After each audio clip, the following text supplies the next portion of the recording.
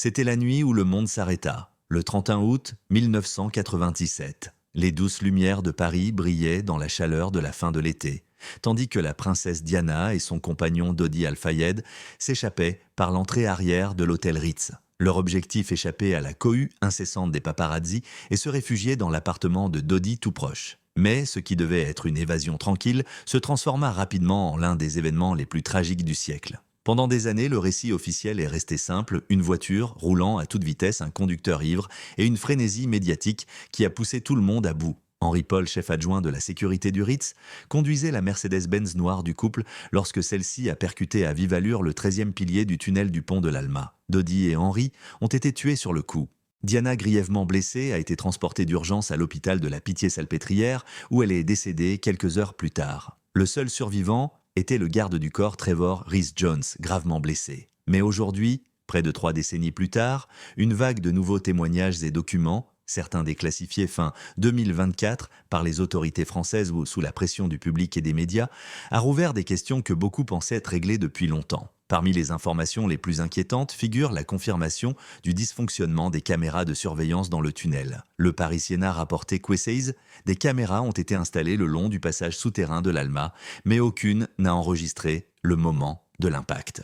Si les autorités ont initialement attribué ce phénomène à des défaillances techniques de routine, des audits récents ont révélé des incohérences dans les registres de maintenance. Certaines caméras étaient prétendument en réparation, tandis que d'autres ont enregistré des images quelques minutes avant et après l'accident. Pourquoi n'y a-t-il pas eu d'enregistrement continu et pourquoi ces anomalies techniques n'ont-elles jamais été pleinement expliquées? Le témoignage refait surface de personnel ambulancier, ajoutant à l'intrigue. Selon l'intervenant Jean-Baptiste Camelin interrogé par Libération Plus, tôt cette année, le trajet entre le lieu de l'accident et l'hôpital était plus long que nécessaire. L'ambulance de Diana a mis près de 40 minutes pour parcourir moins de 5 km.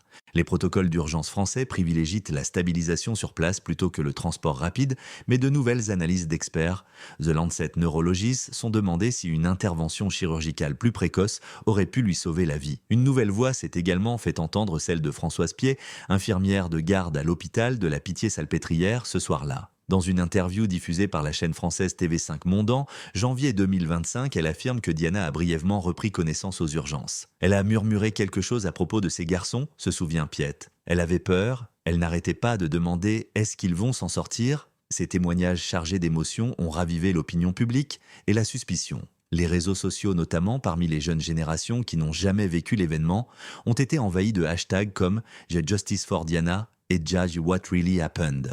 Les chaînes TikTok et YouTube analysant d'anciennes images et les comparant à des documents récemment publiés ont accumulé des millions de vues remettant l'incident au cœur du débat public. Les tabloïds britanniques ont encore attisé les flammes. Daily Express en mai 2025, un dossier spécial intitulé « La théorie du flash renaît », réexaminant les déclarations de témoins ayant déclaré avoir vu un éclair aveuglant dans le tunnel quelques secondes avant l'accident. Bien que les rapports médico-légaux officiels n'aient jamais corroboré ces dires, un nouvel article publié par Nouveau Scientifica soulevait la possibilité qu'un tel flash, s'il était réel, aurait pu temporairement altérer la vision du conducteur, contribuant ainsi à l'accident. La question demeure, s'agissait-il d'un accident tragique ou de quelque chose de plus sinistre?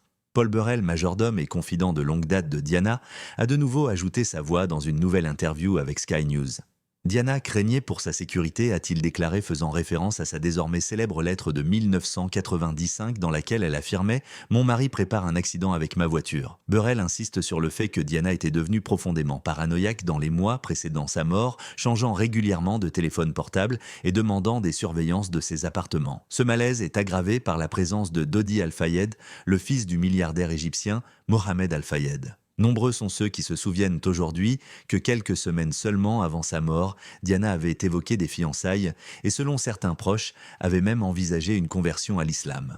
L'idée que la mère d'un futur roi britannique épouse un musulman aurait semé la consternation dans certains cercles royaux et politiques, bien qu'aucune déclaration officielle n'ait jamais été faite. Les théories restent de simples spéculations non confirmées. Mais l'appétit du public pour la vérité n'a fait que s'intensifier. En avril 2025, un groupe de journalistes indépendants britanniques et français a lancé une enquête en accès libre, intitulée Fichier Almaes, appuyant sur des données publiques, des témoignages, des analyses médico-légales et des archives internationales. Leur objectif est de produire la reconstitution numérique la plus complète jamais réalisée du crash. Leurs premières conclusions sont attendues début 2026. Pour l'instant, ce qui est clair, c'est que la mort de la princesse Diana reste aussi bouleversante aujourd'hui qu'il y a près de 30 ans.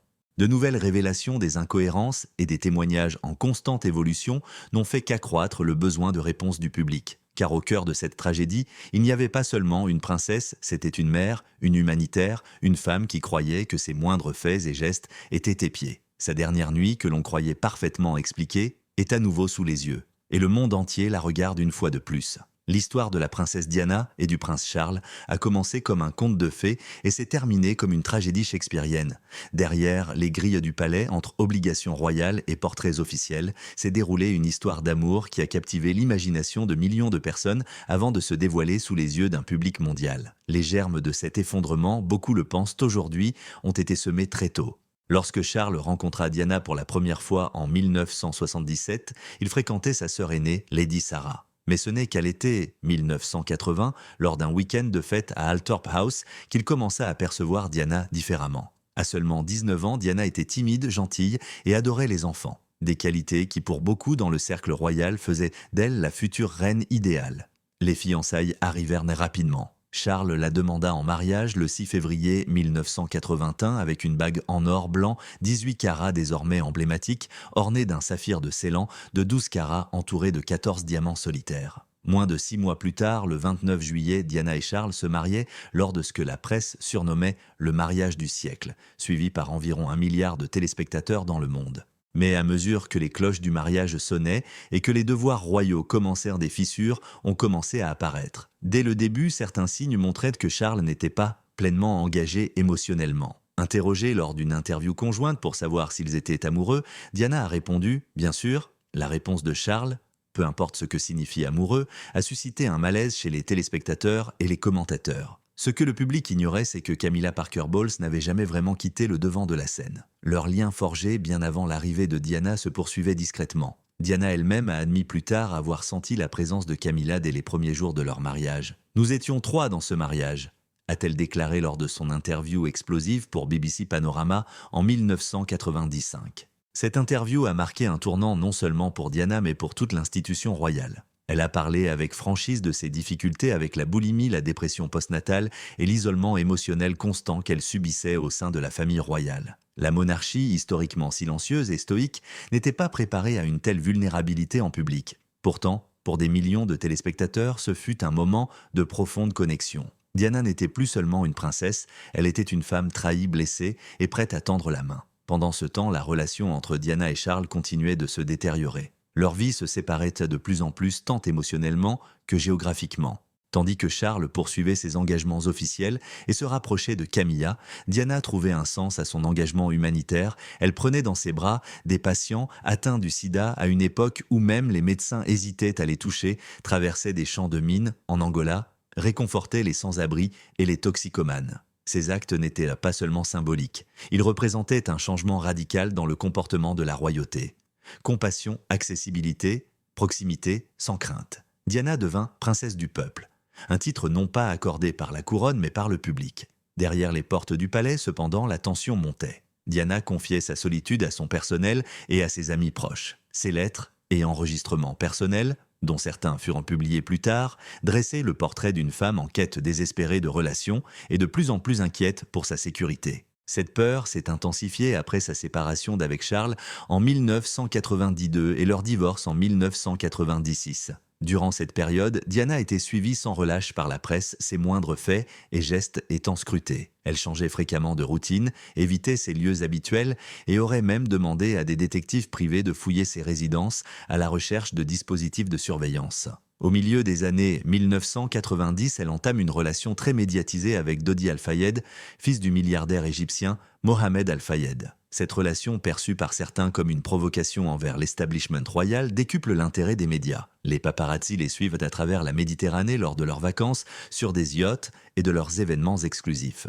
C'est à cette époque, selon plusieurs sources, que Diana commence à exprimer ses inquiétudes quant à la surveillance, voire à la prise pour cible. Dans une lettre datée d'octobre 1995, Diana écrivait à son ancien majordome Paul Burrell qu'elle craignait que « mon mari ne prépare un accident avec ma voiture, une panne de frein et une grave blessure à la tête ». Lorsque cette lettre fut rendue publique des années plus tard, certains la jugèrent paranoïaque, mais d'autres y virent un présage effrayant. De nouveaux documents découverts fin 2024, dont des dossiers déclassifiés du MI5 et des correspondances privées entre membres du personnel royal, ont démontré que Diana était bel et bien sous surveillance informelle à des fins de sécurité durant les années qui ont suivi son divorce. Bien qu'il n'existe aucune preuve d'intention malveillante, les critiques affirment qu'une telle surveillance a pu accentuer son sentiment d'isolement et peut-être son besoin d'échapper aux projecteurs. Ainsi, lorsque Diana et Dodi ont fui l'hôtel Ritz, cette nuit d'août, ce n'étaient pas seulement les photographes qu'ils fuyaient, c'était des années de pression, de méfiance et d'épuisement émotionnel. Ces derniers mois, un documentaire de la BBC sorti en mars 2025 intitulé « Derrière le rideau, les dernières années de Diana »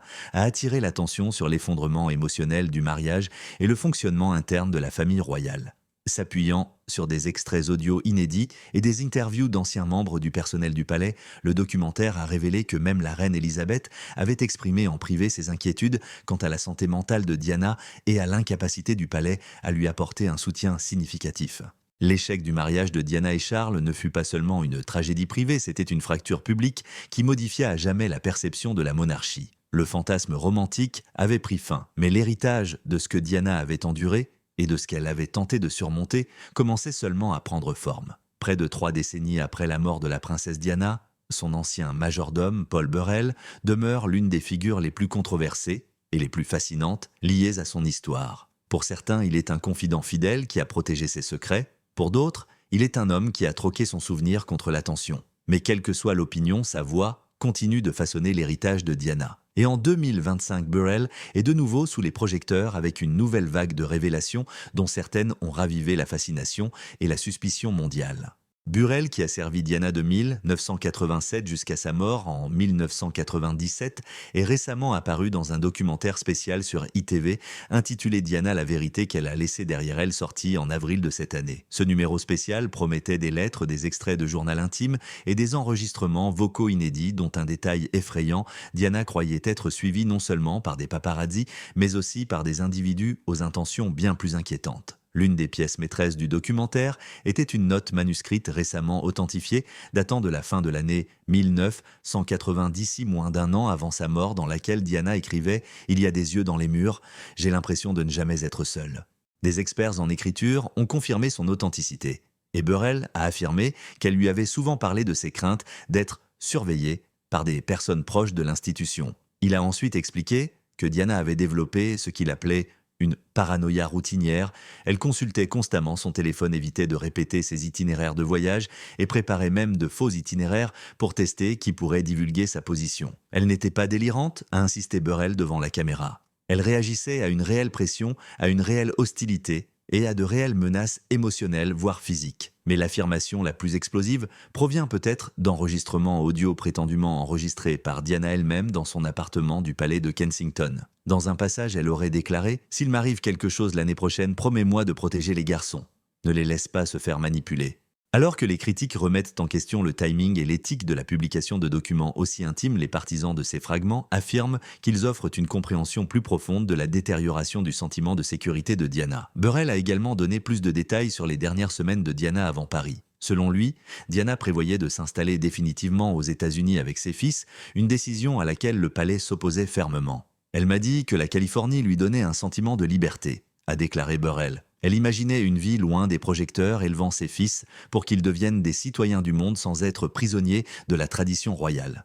Bien qu'aucun document officiel n'ait été trouvé pour confirmer les plans de déménagement, une conversation récemment découverte entre Diana et son amie Rosa Monckton, publiée par le Timsen, mai 2025, cela semblait confirmer cette affirmation. Diana aurait déclaré « Je ne peux pas supporter ça pendant encore 10 ans. Je veux du soleil, de l'intimité et de la paix. » Certains observateurs ont néanmoins critiqué la nouvelle publicité faite à Burrell. Le biographe royal Hugo Vickers a qualifié ses propos d'exploitation émotionnelle et s'est demandé pourquoi, après toutes ces années, Burrell continuait à diffuser des informations au compte-gouttes au lieu de proposer un récit complet. Pourtant, l'intérêt du public est indéniable.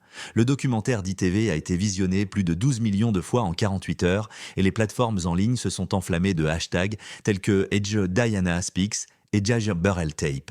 L'affirmation de Burrell selon laquelle Diana aurait commencé à soupçonner même ses amis les plus proches de la dénoncer au personnel royal ajoute à la complexité. Dans les enregistrements, elle aurait exprimé des doutes sur certaines organisations caritatives avec lesquelles elle travaillait, estimant que certaines auraient subi des pressions pour transmettre des informations au palais de Buckingham. Cela a nourri son désir d'agir de manière indépendante, finançant ses propres initiatives et sollicitant des conseils juridiques pour maîtriser son image publique. Les souvenirs de Burrell révèlent également le profond sentiment maternel de Diana. Il se souvient de sorties nocturnes secrètes où elle emmenait William et Harry dans des fast-foods ou des parcs d'attractions déguisés. Elle voulait juste qu'ils se sentent normaux, a-t-il dit, même si ce n'était que pour une nuit. Le plus douloureux, c'est peut-être le dernier appel téléphonique de Diana qu'il a reçu quelques heures seulement avant l'accident de Paris. Elle était heureuse, dit-il doucement, calme. Elle m'a dit qu'elle en avait assez du bruit, mais qu'elle se sentait aimée pour la première fois depuis des années. Cet appel, ajouta-t-il, fut bref, moins de 3 minutes, mais il le hante encore. C'était comme un au revoir.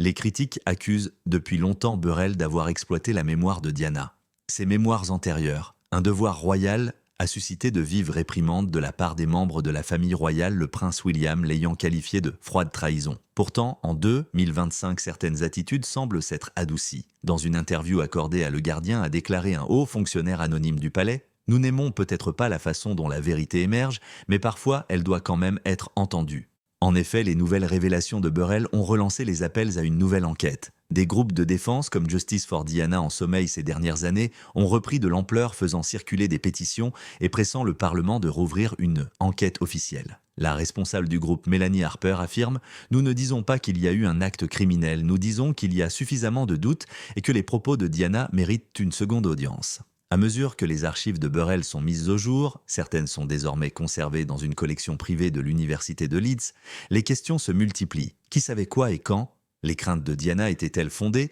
ou étaient-elles la conséquence émotionnelle d'une pression publique incessante et d'une trahison personnelle ? Ce qui est sûr, c'est que l'histoire de Diana est loin d'être terminée. Les révélations de 2025, qu'elles soient acceptées ou remises en question, ont remis sa voix au cœur du débat sur le pouvoir, la vie privée et le coût humain de la royauté. Dans les années qui ont suivi la mort de la princesse Diana, le public britannique a exigé des réponses non seulement de la presse, mais aussi de son propre gouvernement. La multiplication des spéculations, des théories du complot de plus en plus audacieuses et de nouvelles déclarations de témoins ont poussé les autorités à agir. Ainsi, en 2004, la police métropolitaine a lancé une enquête, Opération Paget, une enquête à grande échelle chargée de déterminer si la mort de Diana était simplement un accident tragique ou quelque chose de bien plus sombre. Menée par Lord Stevens, ancien commissaire de la police métropolitaine, l'opération Paget a examiné plus d'une centaine de témoignages, réexaminé les preuves médico-légales et évalué des dizaines de théories du complot qui avaient tenté l'opinion publique depuis cette nuit fatidique. Près de 3 ans plus tard, en 2006, l'enquête concluait à l'absence de preuves crédibles d'actes criminels. La mort de Diana, selon le rapport, était due à un conducteur ivre, à une vitesse excessive et à une série tragique d'erreurs de jugement. Mais le rapport n'a pas mis fin aux spéculations. Certains affirment même qu'il n'a fait qu'envenimer le mystère. Aujourd'hui, près de 20 ans après cette conclusion, de nouveaux témoignages et l'émergence de nouvelles technologies médico-légales éclairent à nouveau le tunnel où la vie de Diana s'est achevée, soulevant des questions difficiles sur ce que l'opération Paget aurait pu manquer. L'une des théories les plus durables a toujours été le flash. D'abord suggérée par le témoin français François Levistre, puis reprise par le touriste américain Brian Anderson, l'affirmation est simple mais effrayante. Alors que la voiture de Diana s'engageait dans le tunnel du pont de l'Alma, un éclair blanc aveuglant a été aperçu quelques instants avant l'accident. Levistre a déclaré aux enquêteurs l'avoir aperçu dans son rétroviseur juste avant que la Mercedes ne perde le contrôle. L'implication. L'éclair était intentionnel, peut-être celui d'un stroboscope ou d'une lampe de forte puissance destinée à aveugler le conducteur. L'opération Paget a examiné cette affirmation et l'a finalement rejetée, invoquant des déclarations de témoins incohérentes et un manque de preuves matérielles. Le passé criminel de Levistre et les contradictions de son récit, il avait déjà été condamné pour malhonnêteté, ont également affaibli l'accusation. Son ex-femme a contesté l'intégralité de son récit, affirmant qu'il n'était même pas dans le tunnel au moment de l'accident. De plus, aucun autre témoin crédible n'a confirmé avoir vu l'éclair et les experts médico-légaux de l'époque n'ont trouvé aucune trace de résidus lumineux ni de dispositif de déclenchement artificiel. Cependant, en 2025, la théorie du flash a connu un regain d'intérêt. En janvier, le docteur Mira Caldwell, experte en photonique forensique et basée à l'Université d'Édimbourg, a publié un article évalué par des pairs dans le journal de physique, optique suggérant que même de brefs éclairs de forte intensité, comme ceux utilisés dans les équipements militaires tactiques, peuvent provoquer une désorientation momentanée et altérer le jugement au volant. Il est plausible, écrit-elle, qu'un éclair soudain est dirigé dans un espace clos comme un tunnel ait pu aveugler ou désorienter momentanément un conducteur, surtout s'il était déjà stressé.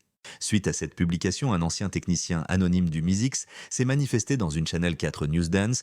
Une interview où il est affirmé que les services de renseignement britanniques ont testé des méthodes de désorientation non létales, notamment des flashs stroboscopiques dans des véhicules. Bien qu'il n'existe aucune preuve directe reliant cela au crash de l'Alma, cette révélation a ravivé les soupçons. Un nombre croissant d'analystes en criminalistique numérique et de chercheurs en open source ont commencé à demander l'accès à des images et journaux de communication inédits des agences de sécurité britanniques et françaises concernant la nuit du 31 août 1997. Un autre point de discorde persistant concerne la caméra de vidéosurveillance dans le tunnel de l'Alma. Selon les autorités françaises, aucune des 16 caméras installées à l'intérieur du tunnel ne fonctionnait au moment de l'accident. Pourtant, comme l'a révélé le journaliste français Camille Doriac dans Le Mondaine février, les journaux de maintenance présentent des entrées contradictoires. 3 caméras étaient signalées comme opérationnelles 2 heures auparavant, écrit-elle, mais les rapports post-accident les indiquent comme hors service. Qu'est-ce qui a changé ? Cette contradiction apparente fait désormais partie d'une action civile de plus en plus importante menée par des groupes de défense de Diana qui réclament un accès public complet à toutes les images non expurgées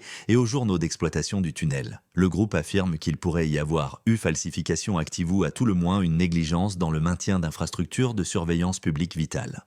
Un autre angle qui fait l'objet d'un nouvel examen est celui de questions sur la ceinture de sécurité. Les rapports officiels ont confirmé que Diana ne portait pas de ceinture de sécurité lors de l'accident, ce qui, selon ses proches, était inhabituel. Elle était connue pour son souci méticuleux de la sécurité, surtout après la naissance de ses fils. Mohamed Al-Fayed affirme depuis longtemps que les ceintures de sécurité de la voiture avaient été trafiquées. L'opération Paget a analysé l'épave mais n'a trouvé aucune preuve étayant cette théorie. Cependant, de nouveaux tests, menés par Autoweek, Royaume-Uni des essais, réalisés à l'aide d'une réplique d'une Mercedes S2 180, soumise à des contraintes similaires, ont montré que les mécanismes de verrouillage des ceintures de sécurité peuvent être désactivés avec un minimum d'intervention, sans laisser de dommages visibles. Bien que ces tests ne prouvent pas l'existence d'un sabotage, ils suggèrent qu'il est possible de manipuler le fonctionnement des ceintures de sécurité de manière subtile indétectable, lors des inspections post-accident. Le plus poignant est peut-être que de nombreux critiques de l'opération Paget soulignent qu'au moment de l'intervention médicale, il a fallu près d'1 heure et 45 minutes à Diana pour atteindre l'hôpital après l'accident, un trajet qui n'aurait dû prendre que 10 à 15 minutes. Les protocoles médicaux d'urgence français privilégient la stabilisation sur place, mais cela a donné lieu à des accusations de retard fatal. Diana aurait-elle pu survivre avec un transport plus rapide ? Un nouveau rapport de spécialistes en médecine d'urgence publié dans BMJ, Global Health and Mars, 2025, il conclut, bien que le traumatisme thoracique initial ait été important, il reste possible qu'avec une intervention cardiaque avancée, dans un délai plus court, la survie aurait pu être obtenue. Les implications sont troublantes. Entre les caméras défectueuses, les flashs non vérifiés, les questions sur les ceintures de sécurité et les retards médicaux, il n'est pas étonnant que le public reste sceptique. L'opération Paget a peut-être clos le dossier officiel, mais pour beaucoup, les réponses semblent insuffisantes. La mort de Diana des décennies plus tard suscite encore controverses et douleurs. Le tunnel où elle a trouvé la mort est devenu un lieu de pèlerinage silencieux et de protestation bruyante. Des affiches, des fleurs et des notes manuscrites portant des messages tels que « Nous n'y croyons toujours pas » bordent son entrée chaque mois d'août. Avec le lancement de nouvelles campagnes d'investigation numérique et l'intérêt croissant de la communauté internationale, les appels à une enquête indépendante menée par des civils se font de plus en plus pressants. Et une vérité semble indéniable, tant que toutes les divergences ne seront pas corrigées, le monde ne cessera de s'interroger. Si la mort de Diana a marqué le début d'une profonde désillusion du public à l'égard de la monarchie, les mémoires de son fils, le prince Harry, datant de 2023 de rechange, ce fut le coup de tonnerre qui révéla que ce traumatisme ne s'était jamais vraiment estompé, il avait simplement changé de forme. Dans des pages crues et sans filtre, Harry mit à nu les ravages psychologiques laissés par la mort de sa mère, le vide émotionnel de la vie royale et la douleur d'une famille qui, selon lui, ne s'était jamais vraiment remise. Le livre s'ouvre sur le prince de 12 ans marchant derrière le cercueil de Diana, un moment désormais gravé dans les mémoires. Harry y décrit son sentiment de déconnexion engourdi par le chagrin et entouré de caméras. Dans un passage particulièrement poignant, il admet avoir vécu des années à croire que Diana avait mis en scène sa propre mort pour échapper aux projecteurs. « Je me suis convaincu qu'elle se cachait, écrit-il, peut-être encore à Paris, peut-être en train de regarder. Cet espoir intériorisé, a-t-il révélé plus tard en thérapie, était un mécanisme de défense qui retardait son acceptation et sa capacité à gérer le traumatisme. Ce n'est qu'à la vingtaine, lors d'un voyage de retour vers le tunnel de l'Alma, qu'il a commencé à affronter la vérité. Il avait demandé à son chauffeur de lui faire suivre le même itinéraire à la même vitesse que la voiture de Diana. C'était une erreur, a-t-il admis, mais j'avais besoin de savoir, de rechanger rempli de moments comme celui-ci, des aperçus de la façon dont la mort de Diana a façonné non seulement la perception du monde de Harry, mais aussi sa place en son sein. Il décrit une famille royale qui évitait de parler d'elle, qui négligeait la santé mentale et qui rejetait l'ouverture émotionnelle. Un passage aborde directement ce sujet. Pleurer était une faiblesse. La souffrance était privée. Il n'y avait pas de place pour la fragilité dans notre famille. Mais de rechange, il ne s'agissait pas seulement du passé, mais de la collision de ce passé avec le présent. Et cette collision n'a été nulle part plus dramatique que dans sa relation avec Meghan Markle. Lorsque Meghan est entrée dans la vie de Harry, il pensait avoir trouvé la seule personne capable de comprendre la surveillance, la frénésie médiatique et les subtils ressorts de la vie royale. Mais dès le départ, les origines de Meghan, américaine divorcée métisse et franche, l'ont placée dans une position particulièrement vulnérable. Comme le raconte Harry, elle est entrée dans un système qui n'avait aucune intention de la protéger. Les tabloïds britanniques ont fait de Meghan un sujet d'indignation. Des moments anodins, une main dans le dos de Harry, un toast à l'avocat et même son ventre rond, ont fait la une des journaux. À l'inverse, un comportement similaire de Kate Middleton a été salué. Impossible d'ignorer ce double langage. Derrière les murs du palais, la tension montait. Harry relate des confrontations avec le prince William dont l'une aurait dégénéré en violence physique. Lors d'une dispute au sujet de Meghan en 2019, William l'aurait qualifiée de difficile et agressive. Harry affirme que William l'a bousculé, le faisant tomber et casser un collier. Meghan, dit-il, a été horrifiée par l'incident. Plus important encore, Harry accuse des membres de l'institution royale, notamment la reine Camilla, d'avoir divulgué des conversations privées à la presse en échange d'une couverture médiatique favorable. Il affirme que des articles sur ses propres problèmes de drogue ont servi de diversion. « Ils m'ont donné en pâture au loup », écrit-il, pour qu'ils puissent rester au palais. Les conséquences furent catastrophiques. Harry et Meghan se retirèrent officiellement de leurs fonctions royales au début des années 2020, invoquant un manque de soutien et de protection. Ils s'installèrent en Californie où ils vivent désormais avec leurs enfants Archie et Lilibet. Dans une interview conjointe avec Oprah Winfrey, ils développèrent leurs accusations évoquant le racisme, la négligence et même des idées suicidaires. Mais c'était dans de rechange, c'est là que la blessure la plus profonde est survenue. Harry a suggéré que la monarchie n'avait toujours pas pris conscience du sort de Diana et que l'histoire se répétait. Ma femme n'était pas traquée par des caméras dans un tunnel, mais le mécanisme était le même, a-t-il écrit. Le silence, la presse, la pression, j'ai vu cela se reproduire. Ces accusations ont suscité à la fois indignation et éloge. Les royalistes traditionalistes ont accusé Harry de trahison. On ne brûle pas la famille pour l'audimat, a déclaré un député conservateur lors d'un débat sur la BBC. Mais ses partisans ont salué sa vulnérabilité. Les défenseurs de la santé mentale ont salué le livre comme un tournant. Les ventes l'ont prouvé, De Rechanger est devenu le livre de non-fiction le plus vendu de l'histoire du Royaume-Uni. Au sein du palais, la réaction fut modérée mais tendue. Buckingham Palace maintint sa tradition de ne jamais se plaindre, ne jamais s'expliquer, mais des sources internes laissèrent entendre que le roi Charles était profondément blessé. William, selon ses amis, était dévasté mais stoïque. Camilla resta silencieuse. Ce qui est remarquable, c'est la façon dont Harry présente son histoire non pas comme une vengeance, mais comme une fuite. Il ne cherche pas à démanteler la monarchie, mais à y survivre. Dans une interview accordée à 2024 l'Atlantique, a-t-il dit « Je ne suis pas parti parce que j'avais arrêté de m'en soucier. Je suis parti parce que je ne pouvais plus respirer. » Le départ d'Harry n'a pourtant pas été sans conséquences. Sa cote de popularité a fortement chuté au Royaume-Uni, notamment auprès des générations plus âgées. Cependant, auprès des jeunes Britanniques et du public international, il demeure une figure de résilience.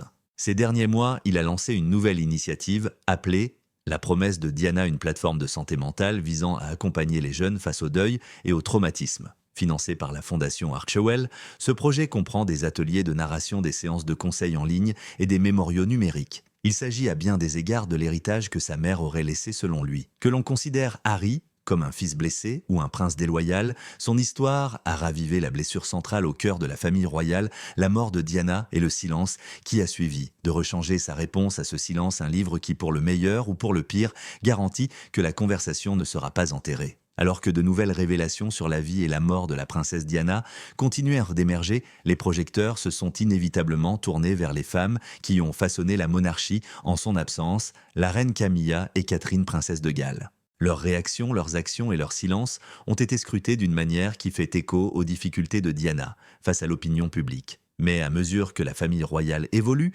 l'héritage laissé par Diana n'est pas seulement préservé, il est redéfini. La reine Camilla, autrefois la figure la plus controversée de l'histoire de Diana, a connu une transformation lente mais délibérée. Autrefois vilipendée par la presse, elle a passé les 2 dernières décennies à reconstruire soigneusement son image publique. Son mariage avec Charles en 2005 a d'abord été accueilli avec scepticisme, mais au fil du temps, la discrétion de Camilla et son engagement caritatif ont contribué à apaiser l'opinion publique. En 2023, son titre officiel a été changé en reine après le couronnement du roi Charles, un événement qui a relancé le débat sur la question de savoir si Diana avait été effacée ou honorée. Ces derniers mois, Camilla a évité de commenter directement la résurgence des médias centrés sur Diana. Mais des sources au sein de Clarence House suggèrent qu'elle est profondément consciente de l'impact de ses récits sur sa réputation. Un haut conseiller royal s'exprimant sous couvert d'anonymat, le Times a déclaré « Le rôle de Camilla a toujours été de soutenir discrètement le roi. Elle ne cherche pas à remplacer la mémoire de Diana. Elle sait que ce serait impossible, mais elle croit que la monarchie doit aller de l'avant. Pourtant, certains observateurs estiment que le silence de Camilla est assourdissant. Suite à la publication des dernières révélations de Paul Burrell et de Harry de Rechangel, a poursuivi ses engagements officiels, mais a décliné les interviews de presse. Ses détracteurs y voient une esquive stratégique. Ses partisans y voient une retenue digne. De l'autre côté de la royauté, Catherine, princesse de Galles, incarne une trajectoire différente que le public associe de plus en plus à la compassion, à la résilience et à l'accessibilité de Diana. Souvent comparée à sa défunte belle-mère, Catherine est devenue un point de mire pour ceux qui la considèrent comme l'héritière naturelle du flambeau de Diana. Mais la